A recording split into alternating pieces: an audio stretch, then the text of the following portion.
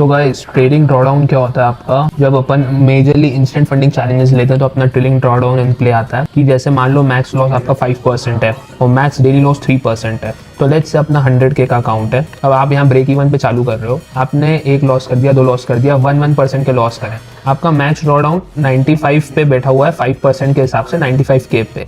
लेकिन जैसे ही आप प्लस में जाओगे, लेट्स से 101K हो गया, तो आपका ट्रेलिंग ड्रॉडाउन खिसक के 96 पे आ जाएगा। तो मतलब 96 आप मतलब 5K माइनस, तो 96 पे आप पहुंच गए अगर, तो आपका चैलेंज खत्म हो जाएगा। और एक और चीज, जैसे ही आप 105K पे पहुंच गए, आपने 5% का प्रॉफिट कर लिया जैसे ही आपने, तो आपका ट्रेलिंग ड्रॉडाउन आके बैठ जाएगा 100K पे।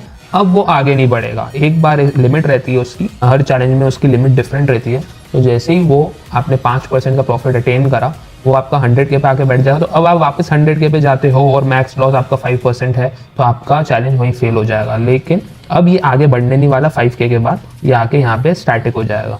एंड ऑल्सो मैंने इंस्टेंट फंडिंग के चैलेंजेस को समझाने के लिए डिटेल वीडियो एक बनाया हुआ है, तो आप यूट्यूब पे जाके वो देख सकते हो। And also join a Telegram for fastest updates.